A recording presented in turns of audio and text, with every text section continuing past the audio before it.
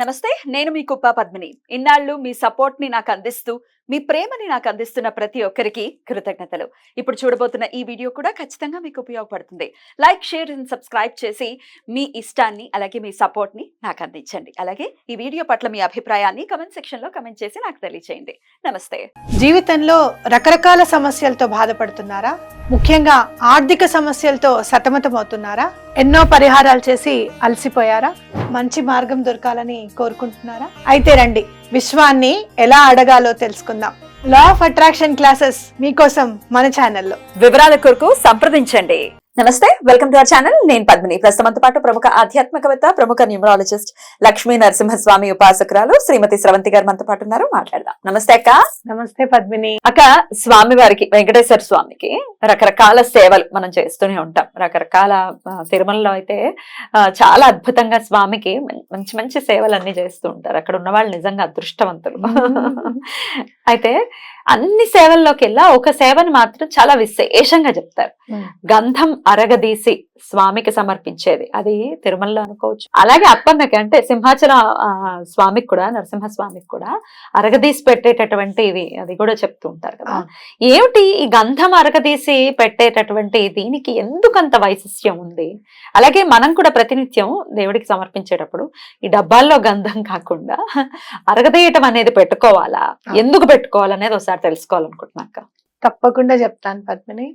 మన ఇంట్లో ఉన్న వస్తువులు, అంటే మనకి చాలా మంచిని తీసుకొచ్చే వస్తువులు నేచర్ చాలా ఇచ్చిందని చెప్పుకోవాలి.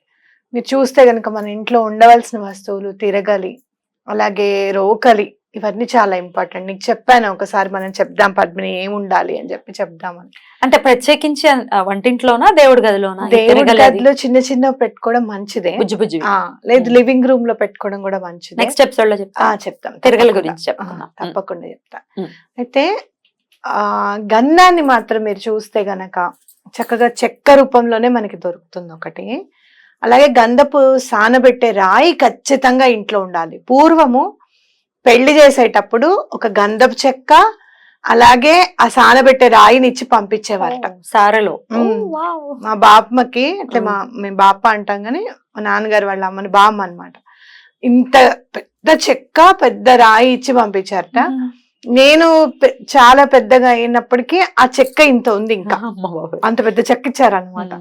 అంటే అది డివినిటీకి మనం సంకేతంగా మనం భావించవచ్చు. పూజ చేసుకునేటప్పుడు ఇదివరకు ఎట్లా ఉండేదంటే, స్వామివారికి బొట్టు పెట్టాలంటే కొంచెం నీళ్ళు వేసుకొని ఆ గంధపు చెక్కని చక్కగా రుద్దేసి పెట్టడం అనమాట.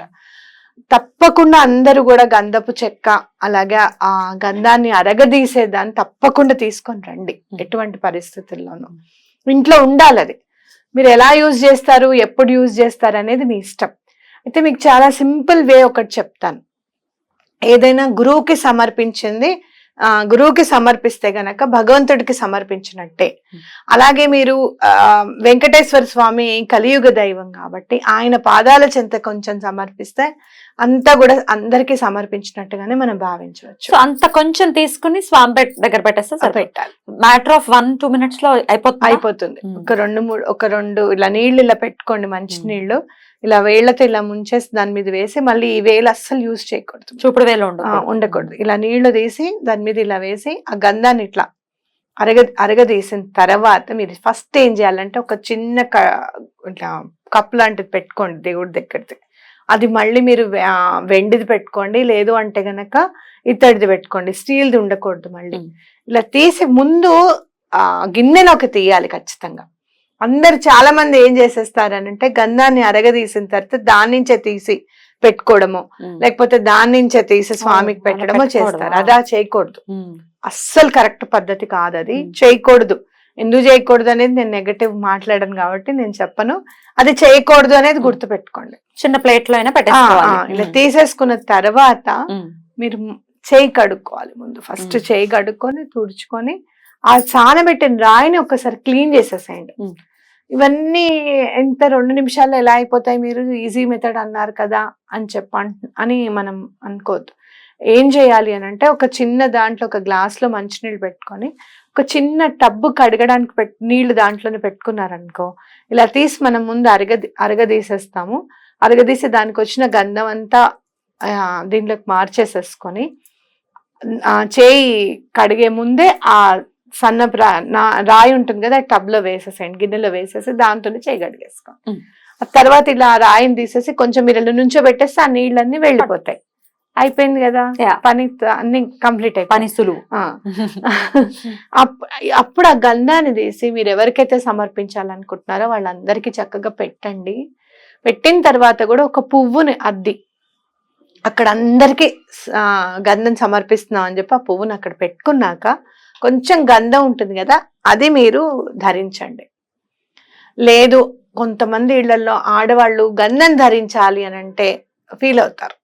సుమంగళులు ఎవరైనా ఉంటే కనుక కంఠానికి పెట్టుకుంటారు, కంఠానికి నుదుటిన పెట్టుకోరు, కంఠానికి పెట్టుకోండి, పెట్టుకోవచ్చు. కంఠానికి తప్పకుండా పెట్టుకోండి. అలాగే కొంచెం ఇట్లా చేతికి రాసుకోండి.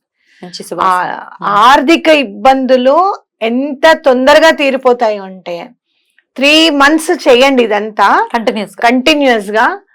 మీకున్న బ్లాకేజెస్ కానివ్వు, లేదు అంటే గనక మీకు ఇవ్వవలసిన వాళ్ళు డబ్బులు ఇవ్వడం కానివ్వు, ఎంత సులువుగా మీ దగ్గరికి పనులు అయిపోతూ ఉంటాయంటే డబ్బుకి సంబంధించినవి అంత చక్కగా పనులు అయిపోతూ ఉంటాయి అన్నమాట. ఎందుకనంటే మీరు ఇక్కడ మీ కర్మని అరగదీస్తున్నట్టుగా మీరు భావించవచ్చు. అలాగే బ్లాకేజెస్ ని రిమూవ్ చేస్తున్నట్టుగా భావించవచ్చు. నేచర్ ని ఇంక్లూడ్ చేస్తున్నాం మనం ఇక్కడ. చక్కగా చెట్టు నుంచి వచ్చిన దాన్ని చేస్తున్నాం. నేచర్ నుంచి వచ్చింది కాకుండా ఎలిమెంట్స్ ని యూజ్ చేసుకుంటున్నాం, వాటర్ ని చక్కగా. అలాగే మీరు సమర్పిస్తున్నారంటే నేచర్ కి కూడా చాలా ఇష్టం కదా, భగవంతుడి దగ్గరికి వెళ్ళడమే కావాలి నేచర్ కి ఎప్పుడు కూడా.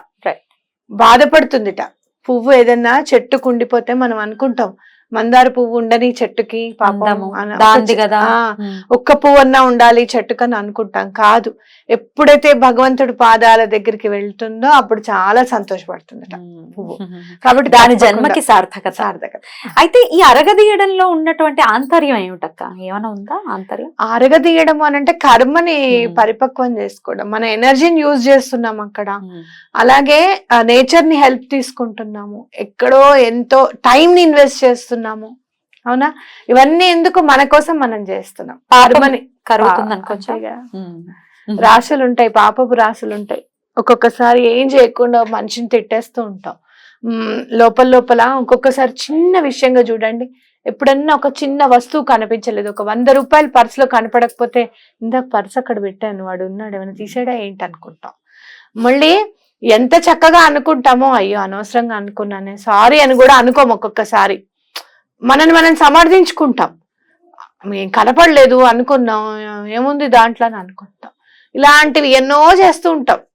ముందు జన్మ, అంతకు ముందు జన్మ వదిలేసే ఇప్పుడైతే మనకు తెలుసు కదా అవేం చేసామో మనకు తెలియదు.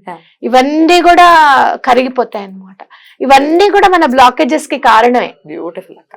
కాబట్టి ఇవి తప్పకుండా చేయండి. తప్పకుండా చాలా. గిన్నెకి తీసుకోవడం మాత్రం మర్చిపోద్దు ఎటువంటి పరిస్థితులను. ప్లేట్ గానీ కొన్ని ప్లేట్ కాకపోతే తమలపాకులో అయినా తీసుకోవచ్చు, తమలపాకులో అయినా తీసుకోవచ్చు. తీసుకున్నాకే వాడాలి, తీసుకున్నాక దాన్ని కడిగిన తర్వాతనే వాడాలి. Right right. చాలా అద్భుతంగా వివరించారు అక్క. ఇది చాలా చిన్నదే అని అనిపిస్తుంది కానీ దీని ఫలితం చాలా అమోఘం, చాలా ఉంటుంది. ఆర్థికంగా చారు అని అంటే ఎటువంటి ఇది వస్తుంది అనేది మీరు చూడండి. చల్లదనం ఆయనకే ఇచ్చిందంటే మనకి ఇవ్వకుండా ఉండదు. ఖచ్చితంగా ఖచ్చితంగా. అద్భుతం అక్క, చాలా బ్యూటిఫుల్ గా ఎక్స్ప్లెయిన్ చేశారు. కృతజ్ఞతలక్క. నమస్తే. నమస్తే.